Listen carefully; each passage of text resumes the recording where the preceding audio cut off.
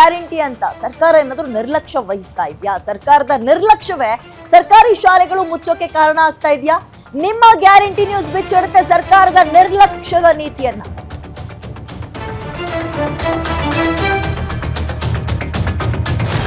Guarantee ಕೊಟ್ಟ ಸಚಿವರುಗಳು ಈ ಸ್ಟೋರಿನ ನೋಡ್ರಿ. ಶಿಕ್ಷಣ ಸಚಿವರೇ, ನೀವಂತೂ ಈ ಸ್ಟೋರಿನ ಮಿಸ್ ಮಾಡೋಕೆ ಹೋಗ್ಬೇಡಿ. ಸರ್ಕಾರಿ ಶಾಲೆ ಉಳಿಸ್ತೀವಿ ಅಂತ ಇರೋ ಸಚಿವರಂತೂ ತಪ್ಪದೇ ಸುದ್ದಿ ನೋಡಿ.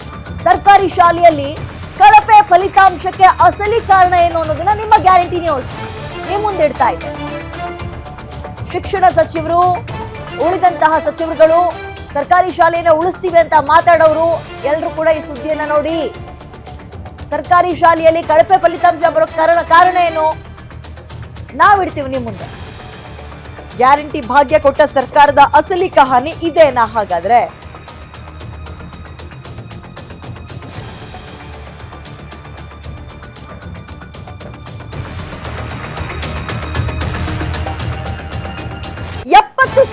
ಶಿಕ್ಷಕರ ಹುದ್ದೆ ರಾಜ್ಯದಲ್ಲಿ ಖಾಲಿ ಇರೋದು ಸದ್ಯಕ್ಕೆ 70,000. ಪ್ರಾಥಮಿಕ ಪ್ರೌಢಶಾಲೆಯಲ್ಲಿ ನುರಿತ ಶಿಕ್ಷಕರಿಲ್ಲ. ಇದನ್ನ ನಾವುಗಳು ಕೊಡ್ತಾ ಇರೋ ಅಂಕಿಅಂಶ ಅಲ್ಲ, ಬದಲಿಗೆ ಸರ್ಕಾರವೇ ನೀಡ್ತಾ ಇರೋ ದಾಖಲೆ. 2 ವರ್ಷಗಳಿಂದ ಶಿಕ್ಷಕರನ್ನ ನೇಮಕವೇ ಮಾಡಿಲ್ಲ ಸರ್ಕಾರ. 2 ವರ್ಷಗಳಿಂದ ಖಾಲಿ ಇರೋದು ಸುಮಾರು 2.25 ಲಕ್ಷ ಸರ್ಕಾರಿ ಹುದ್ದೆಗಳು. ಒಂದೇ ಇಲಾಖೆಯಲ್ಲಿ ಖಾಲಿ ಇರೋದು 70,000 ಹುದ್ದೆ. ಟೀಚರ್ಸ್ಗಳಿಲ್ಲ ಅಂತ ಮಕ್ಕಳು ಗೌರ್ಮೆಂಟ್ ಸ್ಕೂಲಿಗೆ ಹೋಗೋದನ್ನೇ ಬಿಡ್ತಾ ಇದ್ದಾರೆ. ಸರ್ಕಾರಿ ಶಾಲೆ ಮುಚ್ಚೋಕೆ ಸರ್ಕಾರವೇ ನೇರ ಕಾರಣನಾ? ಗ್ಯಾರಂಟಿ ನ್ಯೂಸ್ಗೆ ಸಿಕ್ಕಿರೋ ದಾಖಲೆಗಳು ಹೌದು ಅಂತ ಇದೆ. ರಾಜ್ಯದಲ್ಲಿ ಖಾಲಿ ಇರುವಂತದ್ದು 70,000 ಶಿಕ್ಷಕರ ಹುದ್ದೆ. ಟೀಚರ್ಸ್ ಇಲ್ಲದೆ ಮಕ್ಕಳು ಸ್ಕೂಲಿಗೆ ಹೋಗಿ ಬ್ಯಾಗ್ ತಗೊಂಡು ವಾಪಸ್ ಎದ್ದು ಬರ್ತಾರಾ? ಪ್ರಾಥಮಿಕ ಪ್ರೌಢಶಾಲೆಯಲ್ಲಿ ನುರಿತ ಟೀಚರ್ಸ್ಗಳಿಲ್ಲ. ಆಮೇಲೆ ಈ ನಂಬರ್ಸ್ನ ನಾವು ಬೇಕಾಬಿಟ್ಟಿ ಒಂದು ಸಿಸ್ಟಮ್ ಅಲ್ಲಿ ಕುತ್ಕೊಂಡು ಕೊಡ್ತಾ ಇರೋದಲ್ಲ, ನಾವು ಗೌರ್ಮೆಂಟೇ ಕೊಟ್ಟಿರೋ ದಾಖಲೆಗಳಲ್ಲಿರೋದು.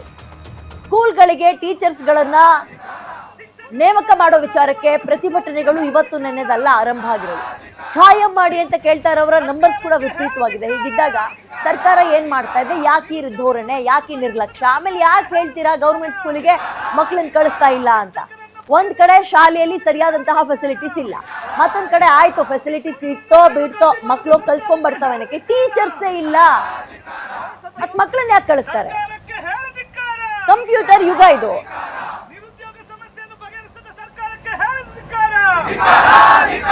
ಶಿಕ್ಷಕರನ್ನು ಬೀದಿಗೆ ಬಿಟ್ಟ ಸರ್ಕಾರಕ್ಕೆ ಹೇಳದಿಕ್ಕಾರ. ಶಿಕ್ಷಕರನ್ನ ನೇಮಕಾತಿ ಮಾಡದ ಸರ್ಕಾರಕ್ಕೆ ಹೇಳದಿಕ್ಕಾರ.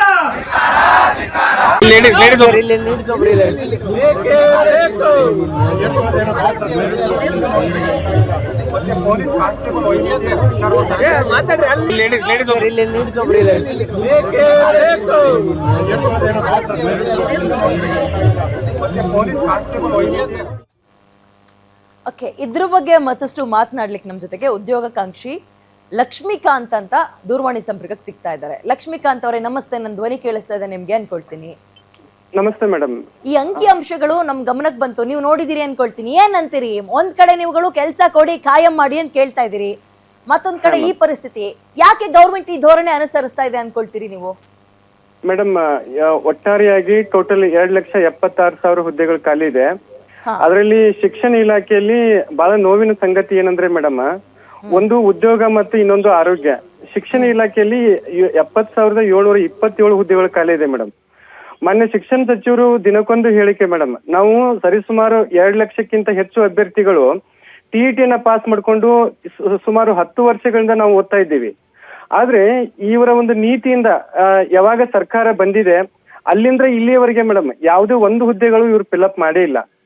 ಸೊ ಏನಾಗ್ತಿದೆ ಅಂದ್ರೆ, ನಾವು ಲಕ್ಷಾಂತರ ರೂಪಾಯಿಗಳನ್ನ ಖರ್ಚು ಮಾಡ್ಕೊಂಡು D.Ed B.Ed ಮಾಡ್ಕೊಂಡು ಮತ್ತೆ ಈಗ ಲೈಬ್ರರಿ ಫೀಸ್ಗಳನ್ನ ಕಟ್ಕೊಂಡು ಎಷ್ಟು ನೋವು ಅಂತ ಹೇಳಿ ನಾವು ಸಹಿಸೋಣ ಹೇಳಿ ಮೇಡಮ್. ಈಗ ಆಲ್ರೆಡಿ ನಾವು ಪ್ರತಿಭಟನೆ ಮಾಡಿದೀವಿ, ಅದಕ್ಕೆ ಏನು ಸರ್ಕಾರ ಸ್ಪಂದಿಸ್ಲಿಲ್ಲ. ಈ ರೀತಿ ಈಡೇರಿಸ್ತೀವಿ ಅಂತ ಒಂದು ಮೀಟಿಂಗ್ ಎಲ್ಲ ಮಾಡ್ದಂಗ್ ಇರ್ಬೇಕಲ್ಲ? ಇಲ್ಲ ಮೇಡಮ್, ಇಲ್ಲ ಮೇಡಮ್. ಸಚಿವರು ಏನ್ ಹೇಳ್ತಾ ಇದಾರೆ ಅಂದ್ರೆ, ದಿನಕ್ಕೊಂದು ನಾವು 15,000 ತುಂಬ್ತೀವಿ, 20,000 ತುಂಬ್ತೀವಿ ಅಂತ ಹೇಳಿ ಹೇಳ್ತಾನೆ ಬಂದಿದ್ದಾರೆ ಮೇಡಮ್. 2 ವರ್ಷ ಆಯ್ತು, ಯಾವ ಹುದ್ದೆಗಳನ್ನು ಫಿಲ್ಅಪ್ ಮಾಡ್ತಾನೆ ಇಲ್ಲ ಮೇಡಮ್. ನಾವು ಈ ಒಂದು ಏರಿಕೆ 2 ವರ್ಷ ಆಯ್ತು ನಾವು ಹೋರಾಟ ಮಾಡ್ಲಿಕ್ಕೆ ಆರಂಭ ಮಾಡಿ. ಸರಿಯಾಗಿ ನಮ್ದು ಯಾವ್ದು ಶಿಕ್ಷಣ ಇಲಾಖೆಯಲ್ಲಿ ಯಾವುದೇ ಅಧಿಕಾರಿಗಳನ್ನ ಸಂಪರ್ಕ ಮಾಡಿದ್ರು ಅಥವಾ ಮಿನಿಸ್ಟರ್ ಸಂಪರ್ಕ ಮಾಡಿದ್ರು ನಮ್ಗೆ ಯಾರು ಚೆನ್ನಾಗಿ ರೆಸ್ಪಾನ್ಸ್ ಮಾಡ್ತಾನೆ ಇಲ್ಲ. ಬಹಳಷ್ಟು ತುಂಬಾ ನೋವಿನಿಂದ ಮೇಡಮ್. ಈಗ ಏಜ್ ಆಗ್ತಾ ಇದೆ, ಒಳ ಮೀಸಲಾತಿ ಅನ್ನುವಂತ ಒಂದು ಕಾನ್ಸೆಪ್ಟ್ ತಗೊಂಬಂದ್ರು, ಅದರಿಂದ ಡಿಲೇ ಆಯ್ತು. ನಾವು ನಮ್ಮ ನೋವನ್ನು ಯಾರಿಗೆ ಹೇಳ್ಕೊಂಡು ಹೇಳಿ ಮೇಡಮ್. ಓಕೆ, ಒಂದ್ ಕಡೆ ನೀವು ಓದಿ ಲಕ್ಷಾಂತರ ರೂಪಾಯಿ ಖರ್ಚು ಮಾಡಿ ಓದಿ ಮನೇಲಿ ಕುತ್ಕೊಳ್ಬೇಕಲ್ಲ, ವಯಸ್ಸಾಗ್ತದೆ, ಆಮೇಲೆ ನಾವು ಅದಕ್ಕೆ ಎಲಿಜಿಬಲ್ ಆಗಲ್ಲ ಅಂತ ನಿಮ್ಮ ನೋವು. ಮತ್ತೊಂದ್ ಕಡೆ ಗೌರ್ಮೆಂಟ್ ಸ್ಕೂಲಲ್ಲಿ ಟೀಚರ್ಸ್ ಇಲ್ಲ, ನಾವು ಅದಕ್ಕೆ ಗೌರ್ಮೆಂಟ್ ಸ್ಕೂಲಿಗೆ ಮಕ್ಕಳನ್ನೇ ಕಳ್ಸಲ್ಲ ಅಂತ ಪೇರೆಂಟ್ಸ್. ಹಿಂಗಿದ್ದಾಗ ಸರ್ಕಾರಿ ಶಾಲೆಗಳು ಬಾಗ್ಲಾಗ್ದೆ ಇನ್ನೇನ್ ಮಾಡ್ತವೆ? ಹಾ ಮೇಡಮ್, ಇವ್ರದ್ದು ಏನಾಗ್ತಿದೆ ಮೇಡಮ್ ಅಂದ್ರೆ, ಈಗ ಎಲ್ರು ರಾಜಕಾರಣಿಗಳದೇ ಶಾಲಾ ಶಿಕ್ಷಣ ಸಂಸ್ಥೆಗಳು ಇರೋದು ಮೇಡಮ್. ಈಗ ಬಡ ಮಕ್ಕಳಿಗೆ ನಮ್ಮ ಉದ್ದೇಶ ಏನಂದ್ರೆ, ಒಂದು ಬಡ ಮಕ್ಕಳಿಗೆ ಶಿಕ್ಷಣ ಸಿಗ್ಬೇಕು, ಎರಡನೇದು ಟೀಚರ್, ಬಡ ಮಕ್ಕಳು ಏನಪ್ಪಾ ಅಂದ್ರೆ ಟೀಚರ್ ಆಗ್ಲಿಕ್ಕೆ ಹೋಗೋರು ಮೇಡಮ್, ಬೇರೆ ಶ್ರೀಮಂತರು ಯಾರು ಆಗ್ಲಿಕ್ಕೆ ಹೋಗೋದಿಲ್ಲ. ಇಲ್ಲಿ ಎರಡಿಗೂ ನ್ಯಾಯ ಸಿಗ್ಬೇಕು ಮೇಡಮ್. ಇಲ್ಲಿ ಒಂದು ಪಕ್ಷಪಾತ ಏನಾಗ್ತಿದೆ ಅಂದ್ರೆ, ಶಿಕ್ಷಣ ಸಂಸ್ಥೆಗಳಿರೋದು ಎಲ್ಲ ರಾಜಕಾರಣಿಗಳೇ ಮೇಡಮ್. ಹಾಗಾಗಿ ಉದ್ದೇಶಪೂರ್ವಕವಾಗಿ ನಮಗನಿಸ್ತದ ಹಂತವಾಗಿ ಎಲ್ಲ ಸರ್ಕಾರಿ ಶಾಲೆಗಳನ್ನ ಮುಚ್ಚುವಂತ ಪ್ರಯತ್ನ ನಡೀತಾ ಇದೆ ಅಂತ ಹೇಳಿ ಅನಿಸ್ತಾ ಇದೆ ಮೇಡಮ್. ಮತ್ತೆ ಇನ್ನೊಂದು ಮುಖ್ಯವಾಗಿರ್ತಕ್ಕಂಥ ವಿಚಾರ ಮೇಡಮ್, ಶಿಕ್ಷಕರನ್ನ ಶಾಲೆಗಳಿಗೆ ಶಿಕ್ಷಕರನ್ನ ಕೊಟ್ರೆ ಗುಣಮಟ್ಟದ ಶಿಕ್ಷಣವನ್ನ ನಿರೀಕ್ಷೆ ಮಾಡಬಹುದು.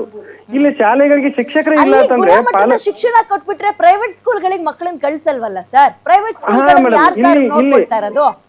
ಇದು ಮೇನ್ ಪ್ರಾಬ್ಲಮ್ ಇರೋದು ಅಲ್ವಾ?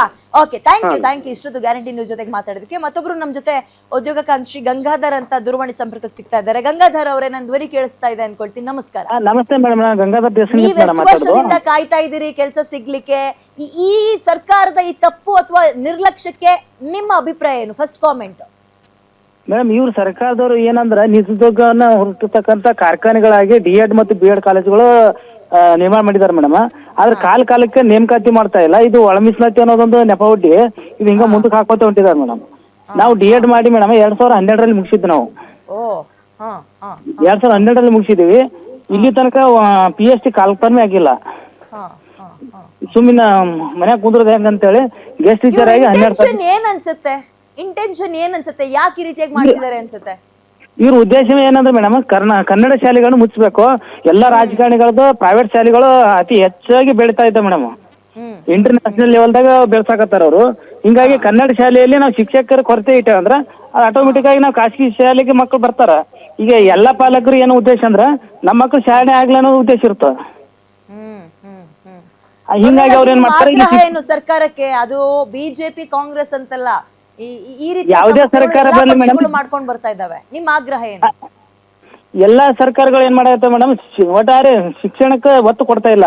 ಕನ್ನಡ ಶಾಲೆಗಳು ಉಳಿಸಿ ಅಂತ ಒಂದು ದೊಡ್ಡ ಮಟ್ಟದಲ್ಲಿ ಹೋರಾಟ ಆಗ್ಬೇಕಾದಂತ ಪರಿಸ್ಥಿತಿ ಬಂದೈತೆ ಮೇಡಮ್ ಇವಾಗ. ನಿಜ.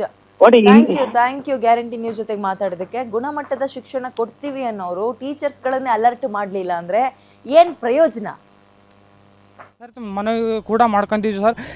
ಈಗ ಇತ್ತೀಚೆಗೆ 2-3 ದಿನದಿಂದ ಸರ್ಕಾರದ ಮುಖ್ಯ ಕಾರ್ಯದರ್ಶಿಯವರಿಗೂ ಕೂಡ ನೀವು ನೇಮಕಾತಿ ಪ್ರಕ್ರಿಯೆ ಬೇಗ ಮಾಡಿ, ಇಲ್ಲಿ ವಯೋಮಿತಿ ಮೀರ್ತಾ ಇದೆ, ಹುಡುಗರಿಗೆ ಅಭ್ಯರ್ಥಿಗಳಿಗೆ ವಯೋಮಿತಿ ಮೀರ್ತಾ ಇದೆ ಅಂತ ಹೇಳ್ಕೊಂಡು ರಿಕ್ವೆಸ್ಟ್ ಲೆಟರ್ ಸಹಿತ ಕೊಟ್ಟು ಬಂದಿದ್ದೀವಿ ರೀ. ಅವ್ರು ಮಾಡ್ತೀವಿ, ಒಳ ಮೀಸಲಾತಿ ಬಂದ ತಕ್ಷಣವೇ ಮಾಡ್ತೀವಿ ಅಂತ ಹೇಳ್ತಾ ಇದ್ದಾರೆ. ಅವರು ಯಾವಾಗ ಮಾಡ್ತಾರೆ ಅನ್ನೋದು ನಮಗೇನು ಇನ್ನೂ ಅನ್ಪ್ರಿಡಿಕ್ಟಬಲ್ ಆಗಿದೆ ಸರ್. ಸಮಯ ಅದು ಒಂದು ಕರೆಕ್ಟಾಗಿ ಟೈಮ್ ಟೇಬಲ್ ಇಲ್ಲ, ಏನಿಲ್ಲ. ಹೀಗಾಗಿ ವಿದ್ಯಾರ್ಥಿಗಳು ಭಾಳ ಖಿನ್ನತೆಗೊಳಗಾಗ್ತಾ ಇದ್ದಾರೆ. ಧಾರವಾಡದಲ್ಲಿ ಇತ್ತೀಚೆಗೆ ವಿದ್ಯಾರ್ಥಿಗಳೆಲ್ಲ ಖಿನ್ನತೆಗೊಳಗಾಗಿ ಡೆತ್ ಆಗ್ತಾ ಇದ್ದಾರೆ ಸರ್. ಇವಾಗ ಇದು ಸರ್ಕಾರ ಗಮನಿಸಬೇಕಾದಂಥ ಒಂದು ಅಂಶ ಅಂತ ನಾನು ಹೇಳಕ್ಕೆ ಇಷ್ಟಪಡ್ತೀನಿ ಸರ್.